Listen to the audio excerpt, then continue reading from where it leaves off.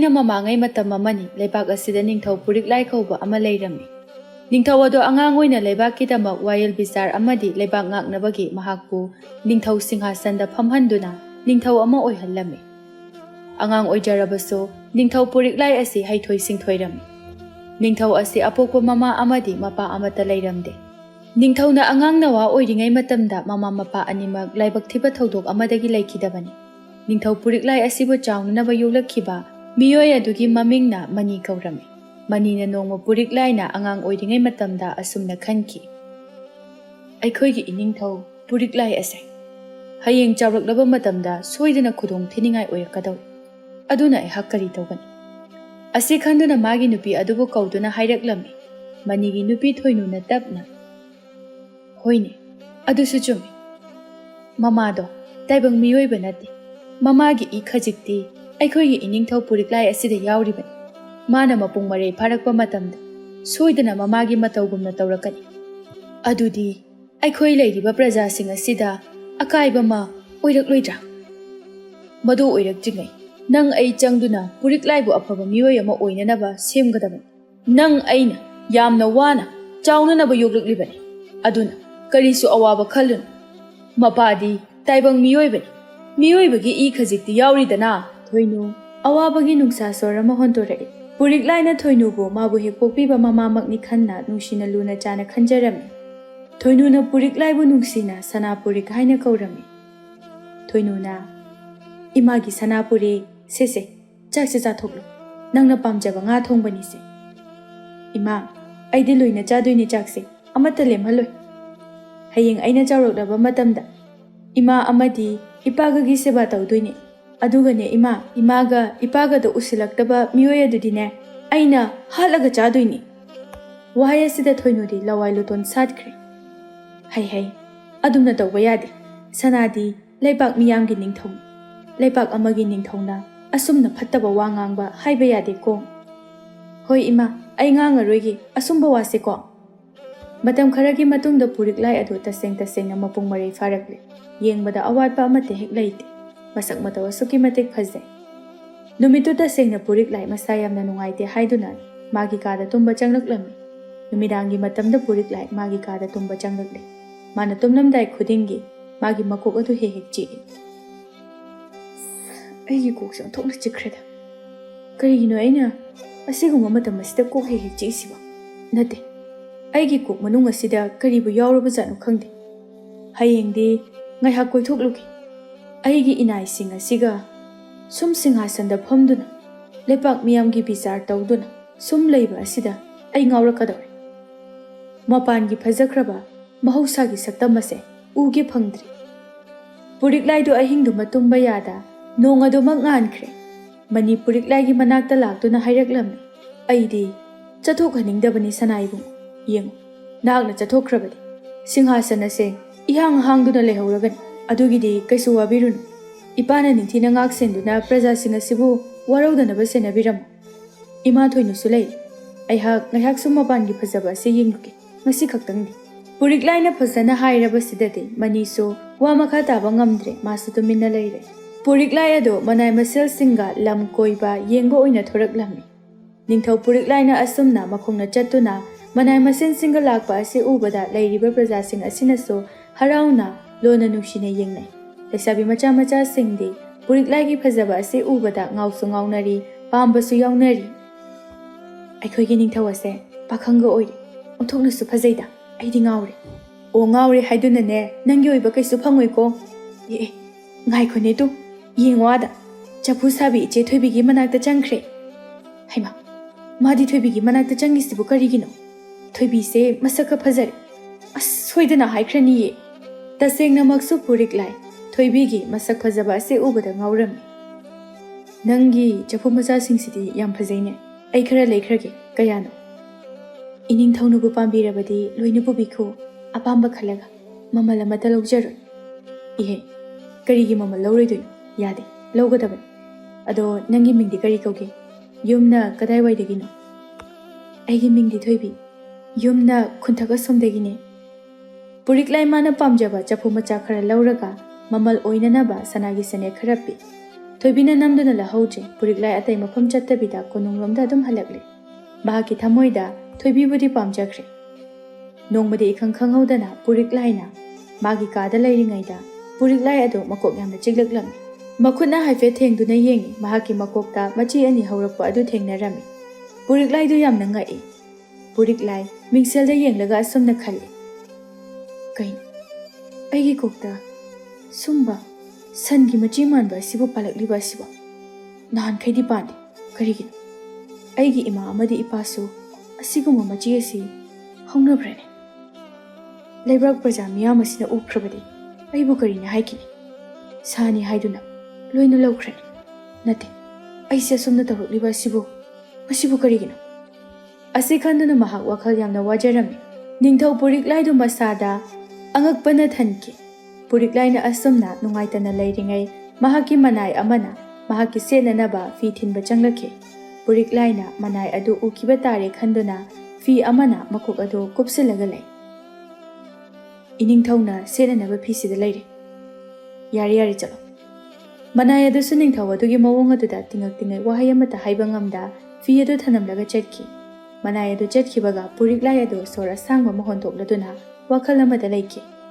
asumna tawduna numit kayani hawkre puriklai adugi makokta hawrakliba machi ani adudi chawkhalaklam machi ani adu sammathak phawna uraklam puriklai gi makokta hawriba machi sing adugo bahaki praja amadi konungda leiriba manai masin mayam gi mamangda udanabagi dama mahak numit khudingi makok adu fine yesil pambai asinadi mi amatana ningthaugi makokta machi hawi haiba asi khangba ngamlamde konung aduda leiriba mantri mandol manai masel aduna ningthau aduna ayuk nungthil numidang fi adum yeliba si kari maramgino hainaba ngangnaba hawraklami somdana mani amadi thoinusu khangdabadi natte khanglabani makhoide hana aduna darbarda leiba matamdasu manina khangdanaba mawongda mana silami puriklaina manai masenga umangda satanba chatpada magi magokta yeliba fi adudang tadanaba senajai manai masen sing adusu ningthau adugi mawong aduda angakpa ama phawnarami somdana ningthau aduna tawriba thabaksing adudana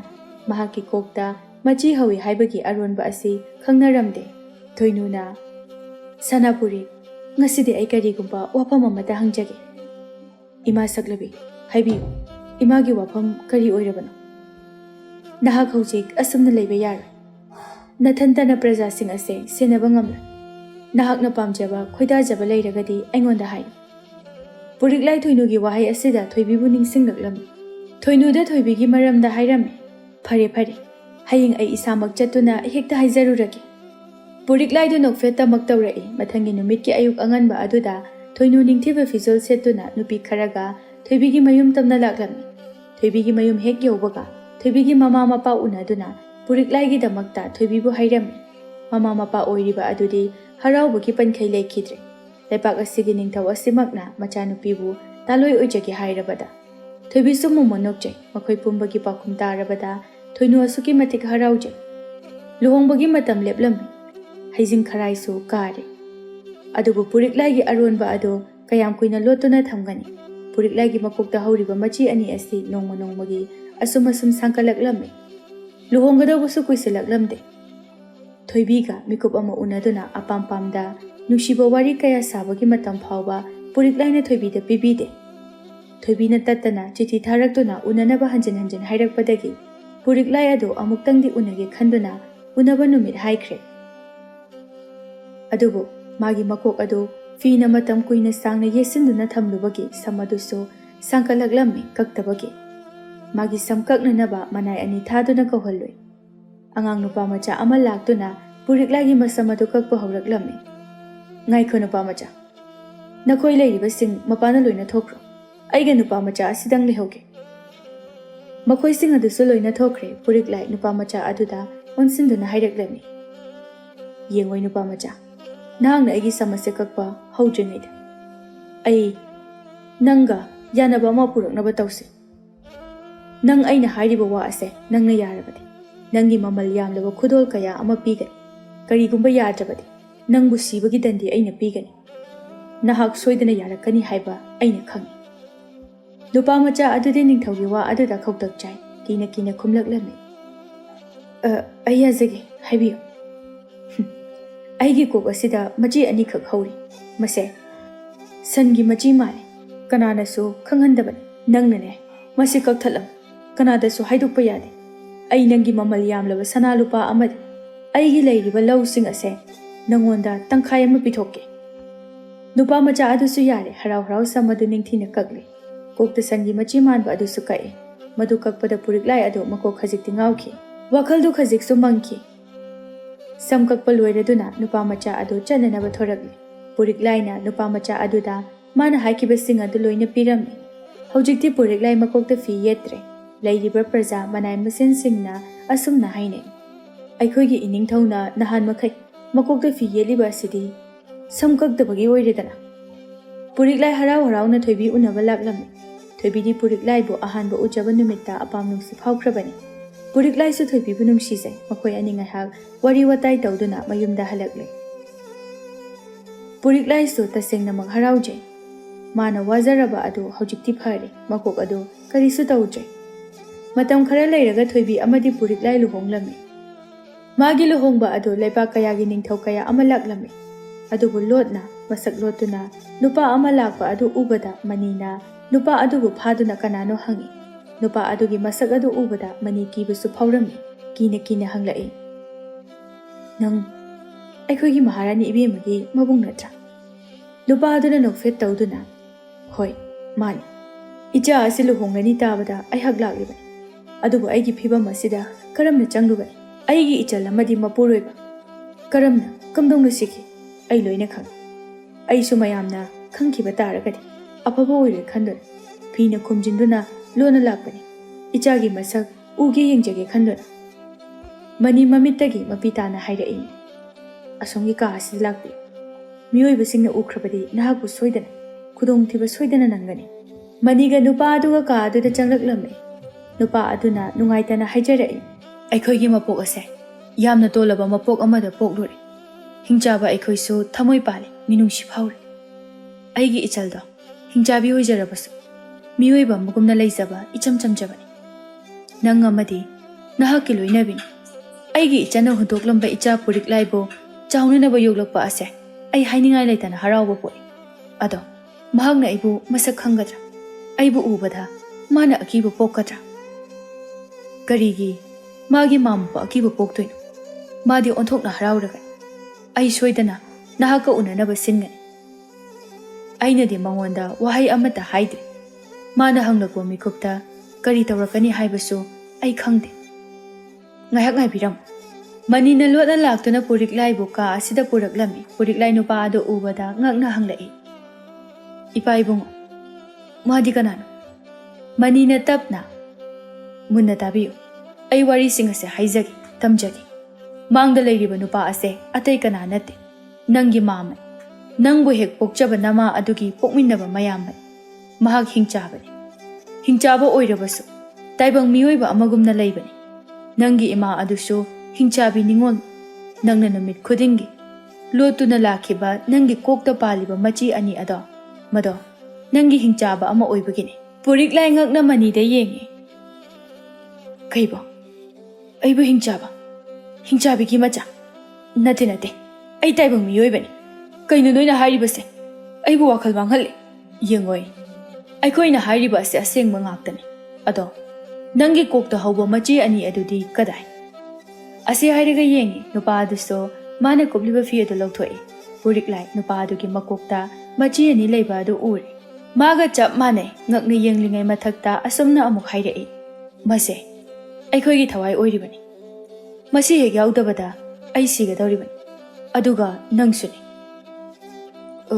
ꯀꯩꯅꯣ ꯍꯥꯏꯔꯤꯁꯤꯕꯣ ꯑꯩꯒꯤ ꯀꯣꯛꯇ ꯄꯥꯜꯂꯤꯕ ꯃꯆꯤ ꯑꯅꯤ ꯑꯁꯤꯗꯤ ꯑꯩꯅ ꯀꯛꯊꯠꯈ꯭ꯔꯦ ꯑꯩꯗꯤ ꯁꯤꯗꯦꯅ ꯑꯩ ꯁꯤꯕ ꯌꯥꯔꯦ ꯑꯗꯨꯕꯨ ꯁꯤꯗꯤ ꯅꯣꯏꯅ ꯍꯥꯏꯔꯤꯁꯦ ꯑꯩ ꯊꯥꯖꯗꯦ ꯅꯣꯏ ꯆꯠꯈ꯭ꯔꯣ ꯆꯠꯂꯣ ꯃꯅꯤꯅ ꯄꯨꯔꯤꯛꯂꯥꯏꯒꯤ ꯄꯨꯛꯅꯤꯡ ꯑꯗꯨꯕు ꯐꯥꯊꯕꯤꯗꯨꯅ ꯍꯥꯏꯔꯛꯏ ꯑꯆꯨꯝꯕꯅꯤ ꯁꯥꯎꯒꯠꯀꯅꯨ ꯍꯥꯏꯔꯤꯕ ꯑꯁꯦ ꯑꯆꯨꯝꯕ ꯉꯥꯛꯇꯅꯤ ꯌꯦꯡꯉꯣꯏ ꯅꯍꯥꯛ ꯑꯁꯦ ꯇꯥꯏꯕꯪ ꯃꯤꯑꯣꯏꯕꯒꯤ ꯏꯅꯦ ꯍꯤꯡꯆꯥꯕꯒꯤ ꯏꯅꯦ ꯅꯪꯉꯣꯟꯗ ꯄꯨꯟꯅ ꯌꯥꯎꯔꯦ ꯅꯨꯄꯥ ꯑꯗꯨꯅ ꯅꯍꯥꯛꯁꯨ ꯅꯃꯥꯒꯨꯝꯅ ꯋꯥꯈꯜ ꯊꯦꯜꯂꯤꯗ ꯌꯦꯡꯉꯣꯏ ꯅꯃꯥꯁꯨ ꯅꯪꯒꯤ ꯅꯄꯥꯕꯨ ꯅꯨꯡꯁꯤꯕ ꯍꯦꯟꯃꯟꯕꯅ ꯇꯥꯏꯕꯪ ꯃꯤꯑꯣꯏꯕ icham chamba saduna magi machi ani ado kakthatuna huntoki maram asina magi punsi ase tenkhibani nangi apokpa napa Ningthou adusu namana leikidabadagi masu mathanda leikidabani adudi aisu phare matam khara nungaina hingjo ai haksu kuina leiba yararoi ai chalake asi hairam laga lona chatke manina purik laida wa makhata na hairai imitta icha amata u haiba tamlamdraba thoinu aikhoi ani gi laibak nungdamba man awaba asi ubiduna nangbu icha sakna yoklakhibani nangbu ikhut asida ining thongna icha sakna yokjaro haina sinarambani nama saklaba nama thoinu gi tampakta chawrakpani adubu nangi khantha hodaba wakhal thenba aduna ngasidi icha saklaba nahakbu matam kuina sangna leminau haiba tamlamdra male asi haiduna kablai puriklai so manigi wadu tabada ningam laktre ma thoibigi amuksu khalai thoibi ngasida luhonglaklibani kamdongno mathanda thanamlagani khalai thoinu so lona taduna leiramle kaptuna chensilai puriklai bu chetna konduna khangkap kablai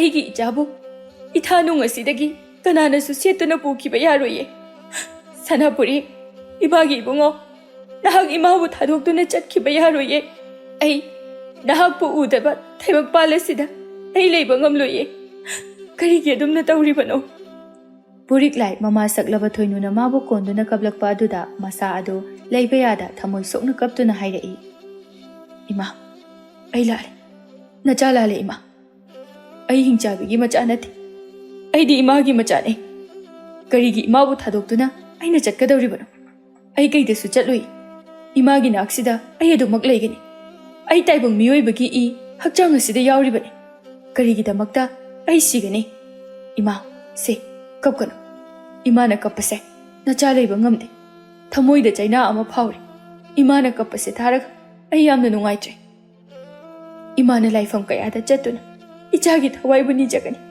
icha kaisu tawba yaroye nahak leitrabadi lebak ase kanana senabigani yare imau thoibido mathanda ngairamani chalo thoinu manida onsilaktuna leibak ase hojik icha leitrabadi Ningthou pandaba leibak haibado soidana oiraklagani aidi icha udana leiba sungamloi mama masi pumnamak ase isorgi kumhaini matam kharagi matungni nongma thoinu yamna harauna darbarda changlai singhasanda ningthina famliba machaga mamauga da yenglaga asomna hairai ngasi imana laifam kaya chattuna isorda thongni jarurba sing asigi mahai yale thoinuna angawi amagumna hairiba ado leiriba mantri mandol singnadi karino khangdabana chehelaklammi karino ibema thoinu nangna hairiba duba mangda leiriba ibungo ibema ase lepak asigi kana thawgolon kari su yauda adumna hairibadu karigin nangna laifam kaya chattuna bor phanglabasu napuroibada tam aikhoigi iningthau asida tamba tarabasu thawgolon bebar leina tam iningthau asigi mama sunatana mama haina haibadi matik chaba dandi phangerana thoinu nupa adugi wa aduda laimaida nonthaduna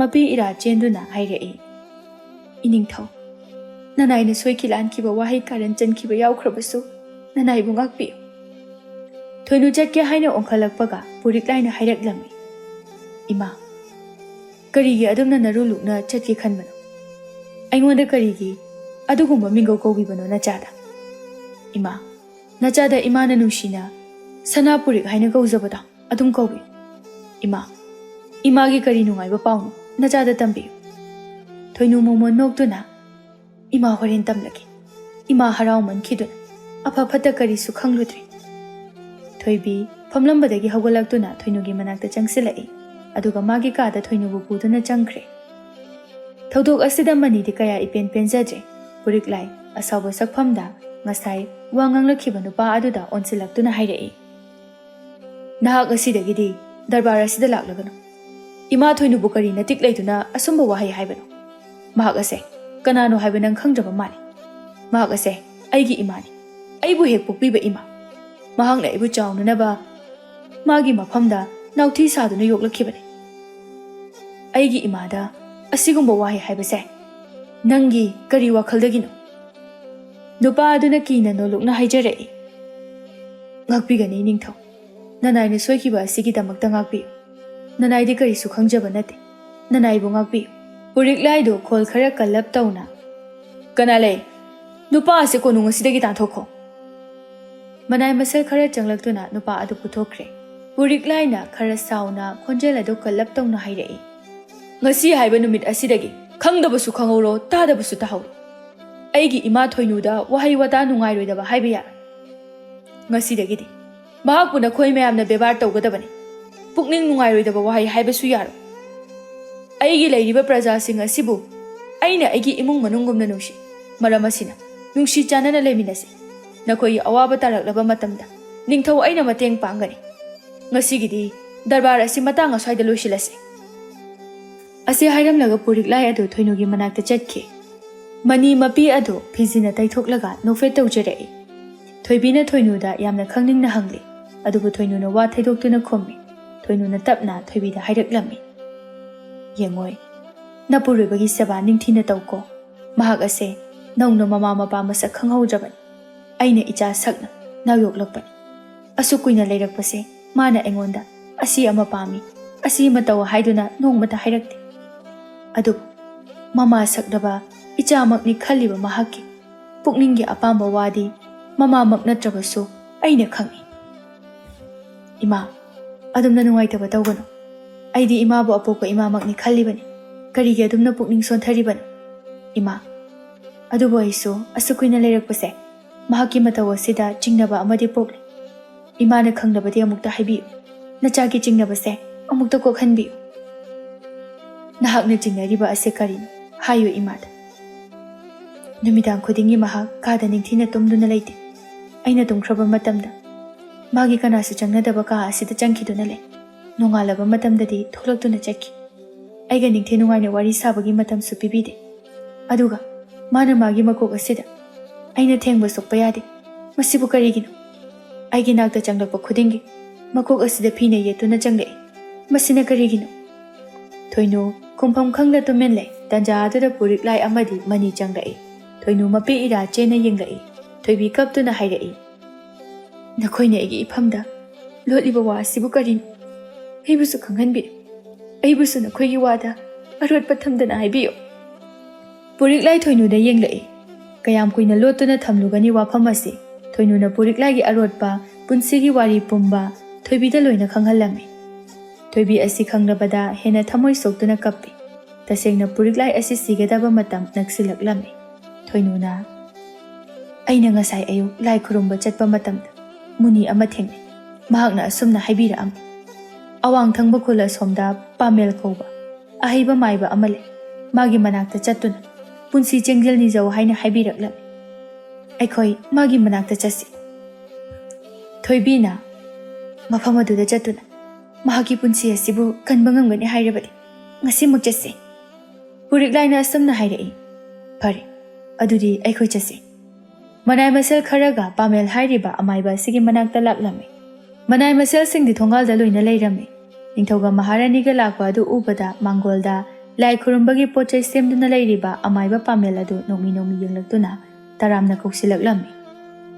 ꯃꯈꯣꯏꯗꯨ ꯐꯝꯗꯨꯅ ꯂꯩꯔꯤ꯫ ꯑꯃꯥꯏꯕ ꯑꯗꯨ ꯃꯥꯒꯤ ꯊꯕꯛ ꯊꯧꯔꯝꯁꯤꯡ ꯑꯗꯨ ꯂꯣꯏꯁꯤꯜꯂꯒ ꯃꯈꯣꯏ ꯂꯥꯛꯂꯤꯕꯁꯤꯡ ꯑꯁꯤꯗ ꯑꯣꯟꯁꯤꯜꯂꯛꯇꯨꯅ ꯍꯥꯏꯔꯛꯏ, ꯀꯔꯤ ꯇꯥꯟꯅꯁꯤ ꯍꯥꯏꯕꯅꯣ?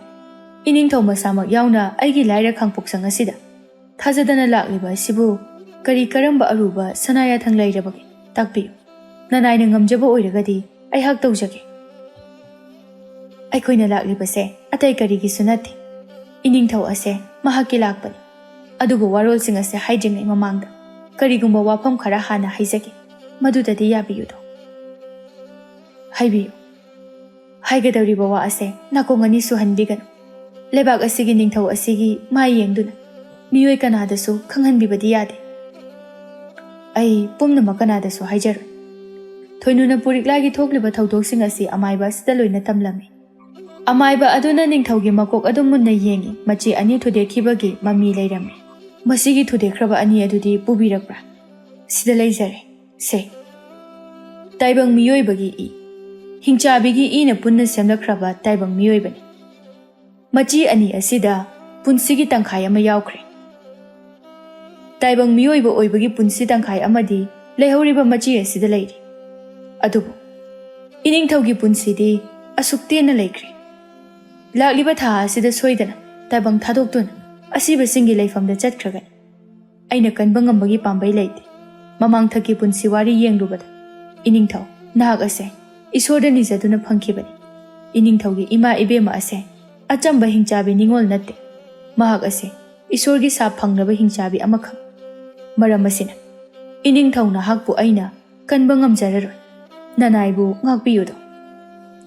Thoibidi hik hik launa kappa haurakle. Thoinusu Puriklaina asumna haireklami.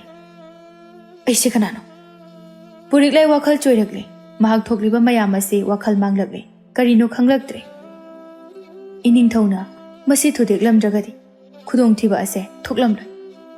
Makhoi upai leite chatlage haiduna amaiba dugi sanamatum khara pirami mamal oina aduga thorakle.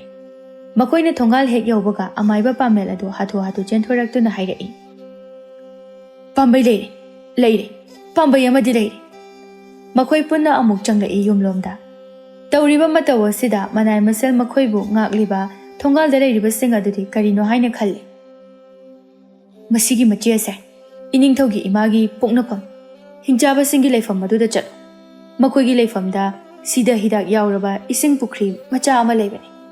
Madugi ising ado lauduna machi ani ase ising ado haptuna taibang kana uhandana leibak makhada phumduna tham. Masi taurabadi Iningthaugi punsi ase kanba ngamgani. Makhoi pumba haraure madu tabada Puriklaina hojiktada asomna amaiba asida hairai. Nangbu kadaidano ma ai ukre. Nangbu nongma aigi samkakhiba nupa macha adu natabra. Iningthauna nanai aibu sak khangbiramba masimuk laibu phaba leitwe.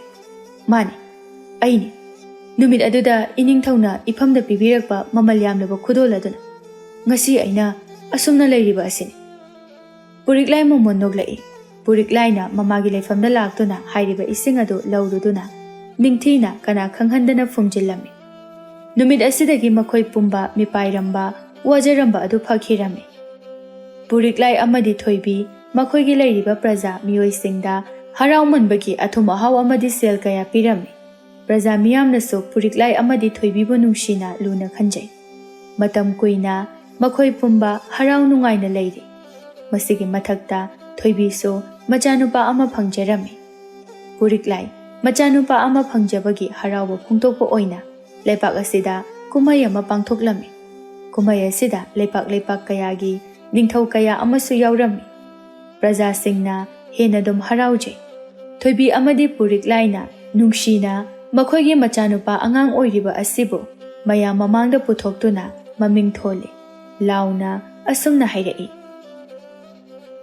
Aigi leiriba praja sing aigi icha tangna phangjaba icha nupa asigi mami praja singi amadi aigi ima ipa saklaba ipa mani ima thoinu amadi aigi loinabi thoibi nakhoi mayam asigi minungshi amadi pumnamak lauraga aina aigi icha Rajkumar asigi mami yaitamba haina kaujare mingase aina kakthonba nate nakhoi pumbagi minungshi yauna magun leina nungshina thonjaba mingni yaitamba. Praja pumbagi pukningdaso apenba oijare.